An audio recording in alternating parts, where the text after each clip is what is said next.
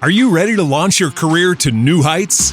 Visit careers.dish.com/technician now and uncover a world of exciting opportunities waiting just for you. From cutting-edge technology to a supportive work environment, Dish has everything you need to thrive. Don't wait any longer to kickstart your next opportunity. Apply today and join the Dish family where innovation meets opportunity. Visit us online at careers.dish.com/technician. Your future starts now.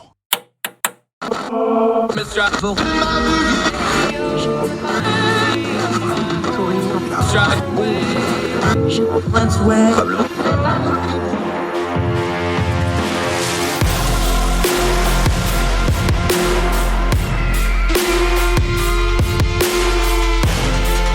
your host, Andrew Donaldson. This is Heard Tell.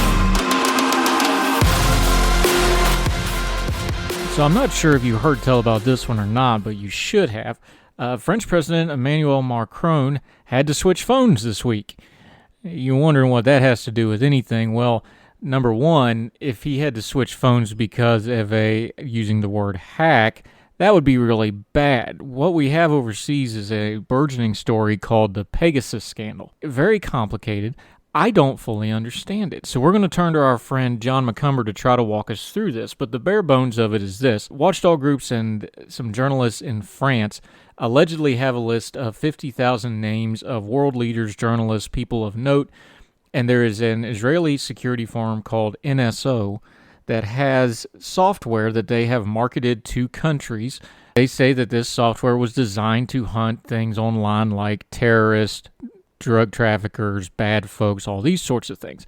Now you have watchdog groups like Amnesty International saying, no, people are using this to spy on journalists and citizens and other people like this. So what do we do with this big mess? Because now you have the governments of Morocco and India and Pakistan's wanting the UN to investigate. India is all over social media demanding everybody pay for this thing. Morocco got caught checking out France. France is now changing out Macron's phone. It's a big ungodly mess. And let's all not ignore the fact that we now have a list of allegedly about a half dozen to a dozen Middle East countries that have just been found doing business with an Israeli security firm. Needless to say, there's a whole lot of mess and a whole lot of people that would like for that mess to not lead back to them. So we're going to turn to our friend John McCumber. He's been doing cybersecurity since it was even called cybersecurity. He's a former military officer, has a long history of not only working in that industry, but also teaching it, lecturing it. He's wrote a textbook about it. We're going to just ask him these questions and go through these news stories because as the normal consumer of news, especially political and cultural news, these things might be a little bit out of our realm of understanding. But it's something that's going to happen more and more and more. It affects geopolitics, it affects culture, it affects everything, so we need to understand it better. So today on Heard Tell, we're going to turn down the noise overseas, because the news in America isn't really covering it that much, over the Pegasus incident. What do we do with cybersecurity overseas? And our friend John McCumber is going to explain to us how the words like hack just don't cut it when it comes to the information we need to cut through the noise and understand the times we're living in. That's what we're going to do today on Heard Tell, right after this.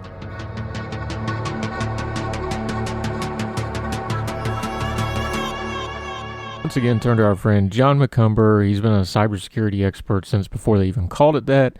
I'm not calling him old. I'm just saying he's experienced. John, how are you, my friend? I'm doing really well. And it reminds me of a saying, what was it, Oscar Wilde, that said, experience is what most men call their mistakes. So yes, I'm experienced. Yes, he was well known for some mistakes. I didn't pay great attention in Mrs. Nash's literature class, but he did have some mistakes to his record, as I recall. He had his issues. Trying to talk some cybersecurity, and you throw Oscar Wilde at me right off the bat, so we're off to a running start. The reason we wanted you is because of your expertise, so turn to you and your cybersecurity expertise on this Pegasus story. We have this story out, this list of 50,000 names of journalists and world leaders. We have Emmanuel Macron, the president of France, who's having to swap out his phone now. We have Moroccan intelligence involved. We have an Israeli firm's software. We have India's upset. We have about a dozen Middle East countries involved. This is a mess of a story, John. It's really complicated. This seems really, really crazy. So help us kind of break down this Pegasus story, my friend. Well, actually, it's not a crazy story at all. For those of us in the cybersecurity industry, is Israel is a center of a lot of research development in cybersecurity technology. You've heard of checkpoint firewalls back in the day. Those originated in Israel. A lot of early research and technology comes from Israel. So when these kind of issues come up and they say Israeli company, it certainly doesn't surprise me or any of my colleagues in cybersecurity because we've worked with Israeli companies and Israeli technology for decades. They have very strong research in cybersecurity, and they've got a strong cadre of the IDF and Mossad. When these technologies grow up and are nurtured in the Israeli community. Again, that shouldn't be surprising to anybody. What this software does is intriguing. Let's start right there, though. What does this thing do? Because the way this story became a story is it came out of some reporting out of France, some watchdog groups claim that they have this list of 50,000 names that came from the NSO Group. They claim that it was hacked out of their servers. This is all alleged, of course. And then Emmanuel Macron's name got involved, which turns out it was Moroccan, and it's a big mess. But what's the actual? I'm going to use a term you hate here, but then you can explain to people why you hate it. But hack. Why is this Pegasus hack? What does this software actually do? I hate it. Certainly, let's blow up a couple of words that were used here. One, hack, and I'll go through that in a minute. And the other is unique. The word unique means one of a kind. It means there's nothing, no other. And I wouldn't call this software unique in any sense of the word. This all goes back. Again, I'm going to go back to my history here on this. Some of the early technology in cybersecurity was developed originally for allowing system administrators, system operators, and others to be able to effectively find problems in their network environment and to their connections, debug these problems, resolve issues. One of my favorite names on one of these, again, this is stepping back to the 90s. It was released, and I'll have to look at the date. I don't have it in front of me, but it was called Satan. And of course, that got everybody's attention. There's this software called Satan, and it was a systems analysis testing or system analysis and network testing for available networks or something. It had a very innocuous acronym, but it came out as Satan, and so it was a system analysis tool. But then it was co-opted and it was able to be used against unsuspecting targets. It's one thing for you to debug and look for problems on networks and other things when it's your network.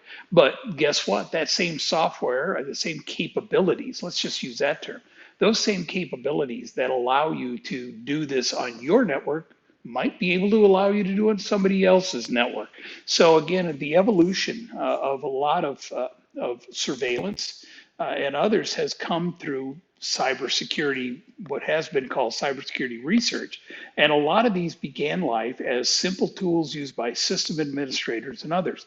Now the phone technology has changed, so they use, we use encryption in telephone communications and others. So the way we used to surveil things like landlines and the switch network for telephones has evolved. So what we see here is a company that had a tool set that was used within the telecommunications industry to remotely be able to look for problems and resolve problems with cellular telephones. And guess what? Now we're using it for surveillance and other capabilities, and because you could put it on somebody's cell phone without their knowledge. The way this story is being pitched to us is, and again, this is all allegedly, but they are saying that they got this list from the NSO servers.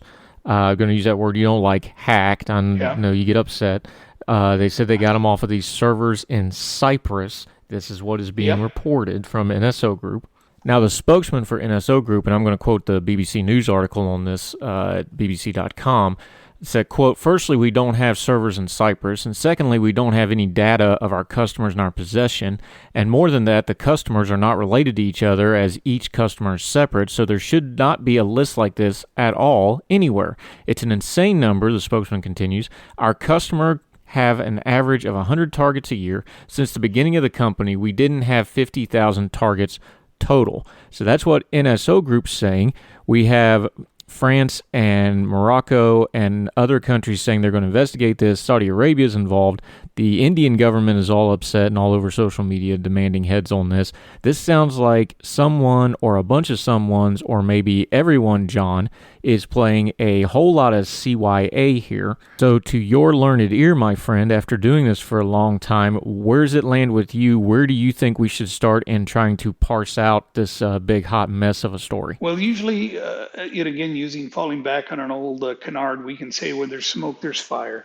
The small, surveillance is the lifeblood of intelligence, and especially in this digital world, electronic surveillance is something that all intelligence services globally look to and rely on. The ones that don't have in-house resources tend to outsource that.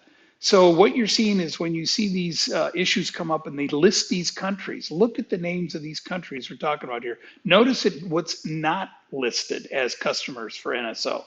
Okay? Who do you not see on their list of customers? The US government, the British government, the Chinese government. You see all these smaller companies that maybe don't have these in-house capabilities, so it's easier for them to go out and buy tools like the ones available from NSO, and use these tools in their data collection and surveillance intelligence operations.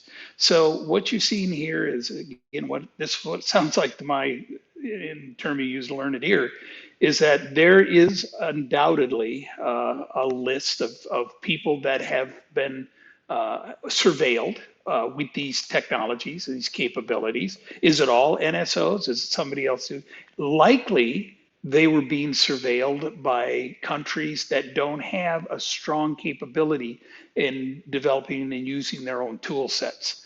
So, usually the larger and more sophisticated intelligence collection organizations use their own stuff. We have a lot of layers to this story. We have France and Morocco. Of course, we understand France's centuries of colonialism in North Africa, so we have that layer of this. But let's be grown-ups about one of the elephants in the rooms of this story is NSO is an Israeli firm, and when you get half dozen to a dozen Arabic Middle Eastern countries that are on an Israeli firm's client list. You said the Israelis have some of the best stuff, and even though they're good friends of us here in America, a lot of those countries don't want it widely known they're doing business with them for a whole lot of reasons, correct? Absolutely. So this is an embarrassing situation for some of these countries, I'm sure. Again, these, you saw where NSO, their leaders came out and they says, CEO comes out and says, we only do business with countries that are going to be ethical and use it, and the point is, what he's really saying, what the words that aren't coming out that I suspect are behind that are, we deal with people who give us money.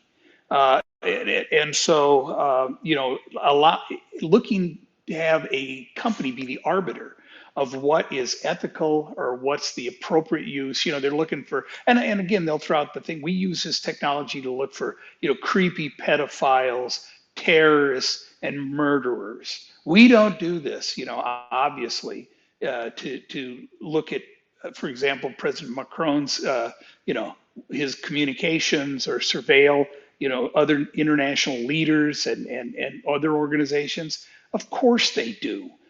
You'd be crazy not to think that. So the same tool that I could use to look for a pedophile or somebody in child trafficking is the same tool and the same resource I can use if I'm just curious on international issues or following up on leaders that are making decisions that are going to affect my country or my businesses. So let's go back for just a second, though, because in America, we kind of have a funneled worldview through our Americanism a little bit. We're used to having all the gadgets and toys and capabilities as a sovereign nation. So to a lot of folks, it probably sounds crazy to them that a sovereign nation, even a smaller one, would be going to this firm that I guess anybody off the street, if they had the right amount of money, could go to them and get this exact same software.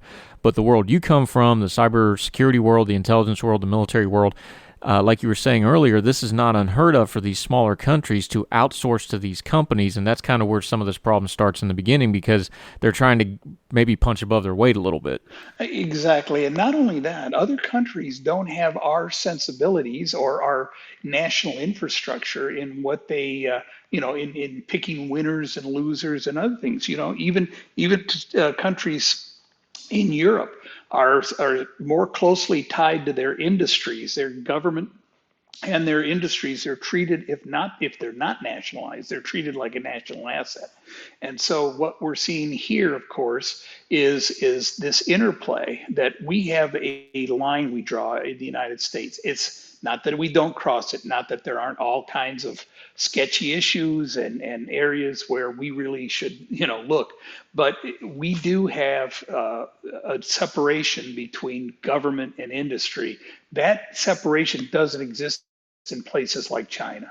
China, will use their government to favor their industries in varied, significant ways. So what you're seeing, and that exists in Europe, it exists in the Middle East, and other places where they don't have quite that separation. Let's talk about that separation for a second, because even though, and not that America doesn't do it sometimes also, but especially in the wider world, there's a lot of unworthy schemers, there's a lot of nefarious bad faith actors, there's things from the past that keep ghosting up into these current events. The Khashoggi story, of all things, kind of reared its head back into this story, that some of the software might have been involved in that, where you have multiple countries and multiple entities and multiple things happen and you wind up with bodies. The founder of this NSO company can say, look, we designed this to go after terrorists and murderers and the really bad people in the world, but we understand that globally the technology is always getting updated and advances, and moral and ethics are not getting always updated and advances, and it sure seems like this is an open-ended free-for-all that we're just going to be stuck with for the foreseeable future. Well, that's exactly where we are right now. It's certainly running ahead of the term you use of morals or ethics or whatever you want to claim.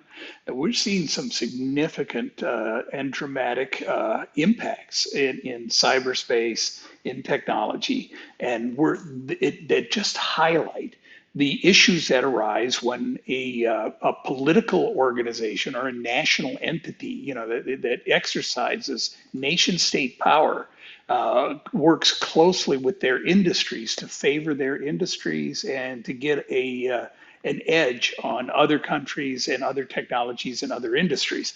And so, how do we police this? Well, the UN is still arguing over, how many angels dance on the head of a pin. They're not in a position to establish guidance, and certainly not in a position to enforce it. So, one of the key concepts of any type of security, number one rule in all security, is protect thyself. And that is the number one rule. So we have a situation here, and the French, for example, have to reevaluate, how good are we at doing the defensive part of the security business? We have offensive capabilities that we're subject to. We're always, the United States, we're always going to have these offensive capabilities targeting our industries, our infrastructure, individuals, and our intelligence community. That it's just the nature of of what's going on right now. So we have to be able to protect ourselves. What you see, these other countries now have found this. And again, we talked about it briefly before this, and we talk about how much I dislike the hack word because it sounds like magic, right? Well, they hacked this or they hacked that, or the point is they surreptitiously gathered this information, or they illegally accessed it, or they found a vulnerability in a network, and then so we have to be able to break down these events and not use the word hack. When we're talking about a threat or somebody that's out there gathering information, we have to talk about target, agent, mechanism, and intent. And so what's the target? What agent are they using? In this case, it might be a special piece of computer software. What mechanism, and then what is the intent? Why are they gathering this, and how are they going to use it? And so being able to have this kind of a discussion where we talk about all those elements rather than just use a flippant word like hack, which has a variety of meanings, and it's one of those words that unless you have a lot of context around it, you don't even know why you're using it. And that's why I don't. It's not that I hate it. It's not accurate. It's not a good word to use. And so we want to be able to look at, the intent, what the targets, the mechanisms, and talk specifically about what these are and be able to have an intelligent conversation about what those risks look like. And speaking of vulnerabilities, there's news out of China now, news items about how they have changing their policies now where if you want to do business in China, you will reveal your vulnerabilities of your software and these sorts of things to the Chinese government ahead of time as the price of admission for doing business. Yeah. We understand that China is not a good faith actor on the world stage. We know they're a tyrannical government. We have had our own issues here in America with them, with the GAO, I'll use that word you hate again, hack. You mean the GAO exfiltration, of data exfiltration? I know. All right, no problem. Sorry, I'm just being specific. It was a data exfiltration.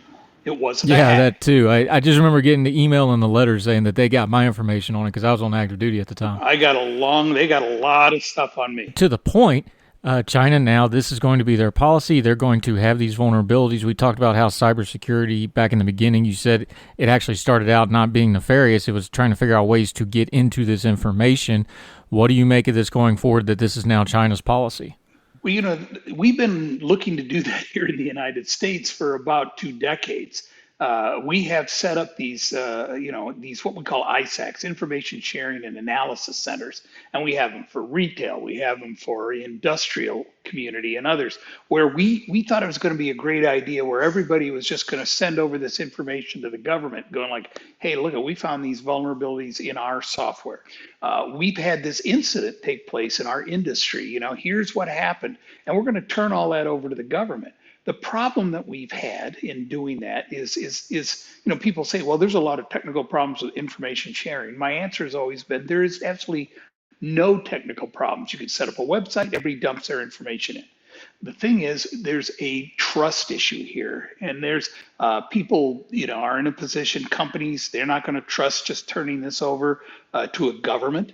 Without having an opportunity to fix these issues and other things. So what I think you're going to see is that it's going to force these vendors, and I'm going to use that term specifically, but it's going to force vendors to take a hard look at the systems and endeavor to find these vulnerabilities and deal with them long before they're going to be reporting them to the Chinese government. We're talking about China. We're talking about Russia.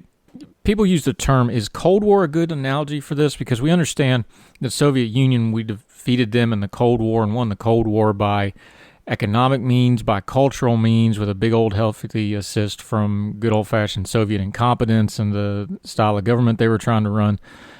It seems like Russia is using cybersecurity to attack us culturally with disinformation and politics, and they use things like racial strife in their propaganda. China is obviously a big economic competitor, and now with this information, like you were just talking about, they have a way of seeing these vulnerabilities up front and things. Is the Cold War a good analogy for the geopolitical environment that we seem to be dealing with these cybersecurity issues in for you, or is that a bad analogy? No, I think we have, I don't like using the term warfare because it's, there's not a kinetic, aspect to it as of now. But you're, and long may that last. Long may it last. So what we're seeing is a race, a technology race, as organizations within these countries, and some countries support these. It would be like if we had, for example, and I'm just literally pulling these agencies, if we use, say, the CIA or the NSA to go get Chinese plans for, a nuclear plant, for aircraft carrier, whatever, bring them back and hand those over to the Electric Boat Works, turn those over to, Bechtel, turn them over to Raytheon, and then work closely with Raytheon to, clone these technologies and capabilities. We don't do that in this country, but China does. They will go out and use their intelligence apparatus to get information and work closely with their own industries to either clone, replicate, or somehow build off these this knowledge that they've gathered surreptitiously. Since you compare it to a race, then horse race it for us. Is America, are we ahead? Are we behind? Are we about even with the rest of the world when it comes to the competition of cybersecurity and where this is going in the future? Is America leading? Are we trailing? Or are we struggling to just keep up with everybody else right now? Well, that's a great question. And what you're seeing is it's been a great leveling. I mean, look at a country the size of Israel and look at the impact they're having in cybersecurity. And they've had for 20 years. Like I say, I've had the privilege of working with colleagues in Israel and companies in Israel over the many years, and it allows them to do that. Let's go back to even World War II. And before World War II, a country like Poland had incredible cryptanalysis capabilities. Guess where Bletchley Park came from? After the Nazis invaded Poland, the British were able to extract, and the Americans, we got a lot of these cryptanalysts and others out of Poland, brought them and housed them at Bletchley Park and got, and then of course, after the war, we still continue to move on everything. And we built our national security apparatus around a lot of those capabilities. And they all began in Poland. And so you look at here we are again, we build a lot of technologies around capabilities coming out of Israel. We've got cybersecurity. It's a great leveler. We're large countries, small countries, and others. But if they have these incubators where they can use the people out of their university, their research personnel, and others to build these capabilities, they can get way far ahead of even large and established countries. On a slightly more relatable note, though, one of the real bonkers things I found in the story was the fact that they were having Emmanuel Macron, president of France, change out his phone again. What's he doing with a phone? Like, he has AIDS. We had, we'd go to briefings, and this is 15, 20 years ago. We'd go to the briefings, and you had a nice rack of plastic things out in the hallway, right, and your phone and devices went in that, and you went in, had your meeting, came back out, got your phone. What in the world are world leaders doing with phones still, or am I just naive? No, I think we're just, we're all caught up in this environment. We use these have become multi-purpose tools for us. One of the programs that I worked in years ago out of the Pentagon was a program called MLS, Multi-Level Security. And I worked in this is a big program at the Pentagon back in the day. And what they were trying to do was figure out the best way to separate, here's information in different classes. Here's unclassified information, what I'm having for lunch, these kind of things, where, when I'm buying a new uniform, things like that. Well, then we have information on, where we're shipping supplies and logistics and others that might be classified at, say, a secret level.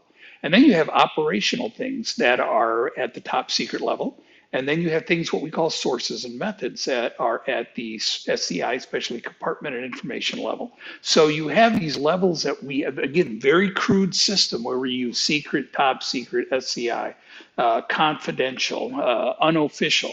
So we have all this information. How do we separate all that? And how are we able to create pictures and be able to share information? Is for example, a 2.5-ton truck, is that classified? Well, no, I can see it there at Camp Swampy. It's across the road. There's a 2.5-ton truck. If I've got that 2.5-ton truck slated to be shipped to a special place for military use, that might be classified secret. And then if there's a special electronics package inside that 2.5-ton truck that's used for intelligence gathering purpose, that may be SCI. So even though the term is a 2.5-ton truck classified?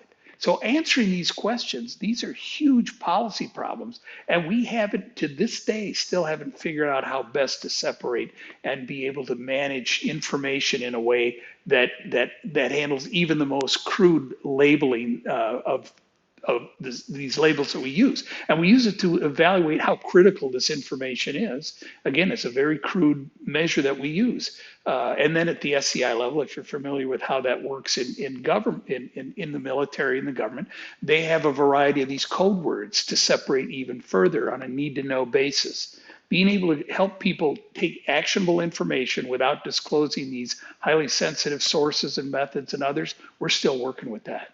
We don't know. For the average person, John, like me, who doesn't know a lot about cybersecurity, but I have my buddy John that I can forward him a tweet and be like, explain this to me like I'm 5 years old. How does somebody go about discerning these sorts of things when they see a news story like Russia disinformation, when they see something like China changing their policies about vulnerabilities? Something like this Pegasus story, which is wide-ranging. It's a story that has so many layers, and whichever layer you have as your entry point to the story really affects where you wind up thinking about the entire thing. How would you recommend just a normal person, when they're digging into these issues, how they should perceive and discern this information? Well, that's a good way to look at it. Again, obviously, anytime you see that H word, your antenna's got to go up because it's hiding something. That word is used inappropriately, and it's used to hide real information that you need to do. And the And word you mean H word, you mean hack. yeah, The word hack, anytime you see hack, that's a red flag. absolutely. One, it shows whoever is using it probably doesn't really know what they're talking about. And I mean, you see it on the internet now too, 12 new kitchen hacks. You're like, what? And then you realize, oh, it tells you how to use an air fryer or something like that. That's a hack now. So it's a word that had fallen out of favor in the mid 90s, has come roaring back and is being blasted about. But and it's that's why I'm adamant about it, is that it certainly makes it difficult to have an adult conversation about really difficult and sensitive issues like this Pegasus situation. So it implies that there's some magic somebody pulled, or it's some 20 something in a hoodie at a keyboard. It brings up all kinds of these images. And then we in the industry in cybersecurity do ourselves absolutely no favors because we like to use it as well. It sounds cool. We impress our family and friends. We make people think we've got some kind of special magical skills that if only they could dedicate themselves, and have the level of curiosity and research skills we have, they could maybe aspire to this. So we need to talk about, and again, this is a security problem. So anytime you see the word security is a tuple. There's three elements that create risk. It's risk management. It's a threat, a vulnerability, and either a mission or an asset. So the threat is foreign intelligence, foreign surveillance, right? Vulnerabilities are software in our phones that allow these threats to exploit what? The assets, our information, or the missions we're trying to accomplish by exposing and making this data available to them when I want to keep it private or secret. So there's a tuple that we have to follow every time: threat, vulnerability, asset. And an asset could be a mission too that you're trying to accomplish. So what's being compromised? Who's the threat? What's the vulnerability? And in this Pegasus, this is a perfect example. You have a threat, foreign intelligence. You have a vulnerability, this Pegasus software. And then you have the target, and it could be President Macron. So this allows you to now be able to look at what the issues are in a much more effective way than using either the word hack or security. So to try to put a bow on this Pegasus story, maybe more information comes out over the coming days. Seems like a lot of times with these sorts of stories, you get the big blast of information, and then it just kind of dithers off into the ether. Yep. Whatever happens going forward, put your consultant hat on for a second. What's the story here? Is this a massive swerve to cover something up? Is it a whole bunch of people playing CYA? Is it a third of a hope so and a third of a want to and a third of a wish casting? What are you landing on this Pegasus story? Where do you think it's going to go, and how do you think we should treat it as consumers of news and information? Well, this is it's a PR issue. It's a lot of CYA for these companies these countries that have leveraged this software to use it in ways that even if you believe the CEO, and I'm not saying we should discount what they say, give them the best of intentions. But you have these systems being exploited and used by these countries, and it's embarrassing for them. So you're going to see a lot of CYA.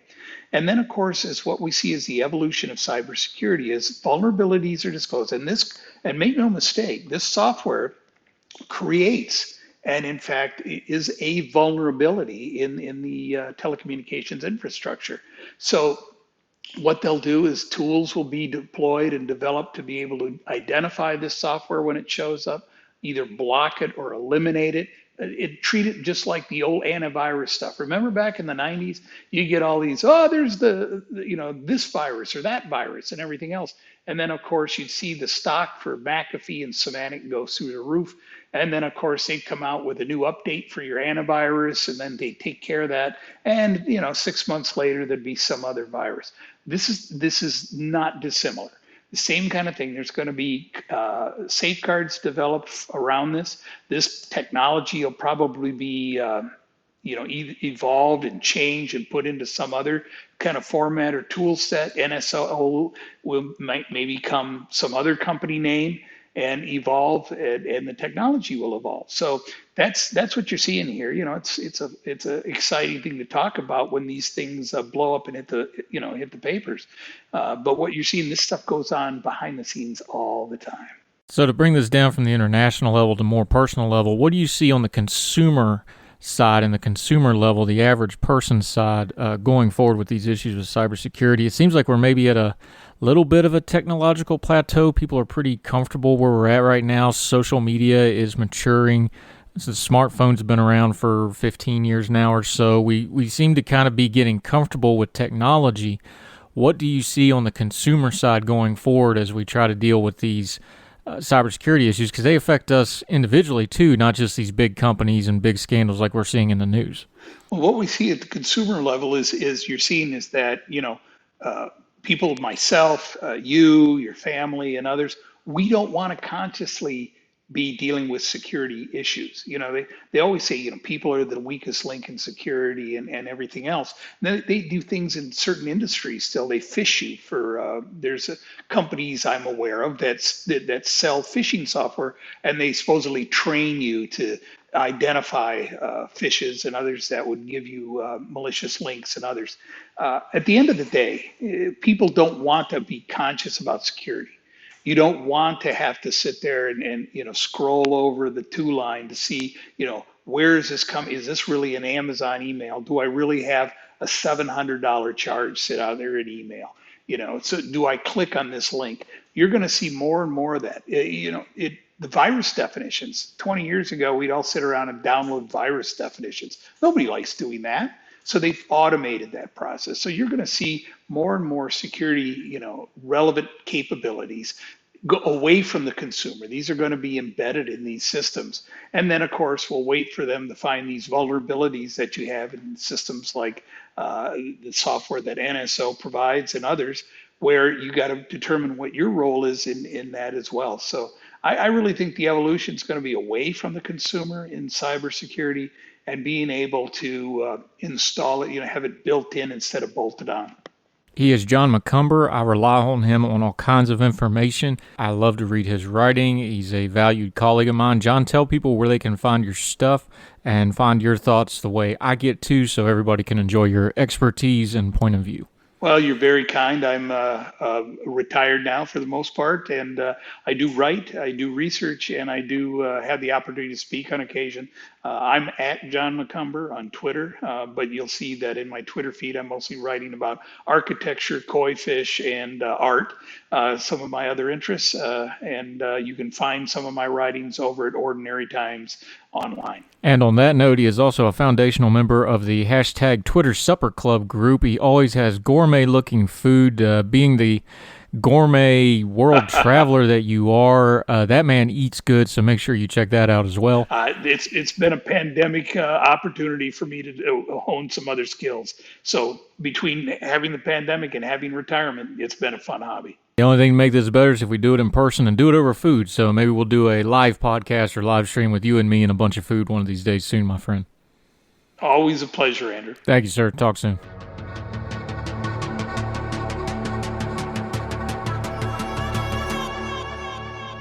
Since John brought it up, why don't we just ask Oscar Wilde what he thinks of all this? Of course, he's been dead for a long time, but curiously enough, he did write about some of these issues in his own way, not understanding what the internet was, of course. He said, quote, "The security of society lies in custom and unconscious instinct, and the basis of the stability of society as a healthy organism is the complete absence of any intelligence amongst its members. The great majority of people, being fully aware of this, rank themselves naturally on the side of that splendid system that elevates them to the dignity of machines, and rages so wildly against the intrusion of the intellectual faculty into any question that concerns life, that one is tempted to define man as a rational animal who always loses his temper when he is called upon to act in accordance with the dictates of reason. End quote. I guess there really isn't much new under the sun, even if we've just got it online and made it into an international incident instead. There's still plenty of people raging and losing their temper when they're called to act to the dictates of reason. The problem we have in modern society, of course, is we just don't have that many people calling for the dictates of reasons at all. They just rather rage and lose their temper. Oscar Wilde may not have understood what the internet was going to be someday long after his death. He seemed to have a pretty good handle on how people function. And the internet is just one more way to interconnect people and governments of people. And that means all the problems of people. And so it goes. That'll do it for this edition of Heard Tell. Folks, we've been so thankful for you checking out this little program of ours. More great guests coming. We've actually got some folks scheduled out in advance because of certain things. Still going to have our friends like John, like M. Carpenter with legal stuff, John with cybersecurity, our friend Michael Siegel on science. We're going to keep them in the rotation because these issues are going to continually come up as we talk about culture and politics. And we want to bring you knowledgeable guests that help turn down the noise of the news cycle and give you information you can actually use. That's what we try to do today. It's what we'll try to do tomorrow. It's what we'll always try to do. And we'll keep doing it as long as you keep listening. However you're listening, whether it's on iTunes, Spotify, the YouTube channel, please leave a comment. Make sure you leave a rating if they have that ability. If you'd share a link or a recommendation on your social media, that'd be great too. That's the best way people can find out that we are worth their time checking out. We think there's plenty of folks out there that want to hear and talk and discuss without all the yelling and fussing and caterwauling. Wherever you are around the world or across the street, we hope this finds you and yours well. And until we talk to you again, from all of us here at Heard Tell, thank you very much. Y'all be well. All the music on Heard Tell is provided under a Creative Content license from monstercat.com.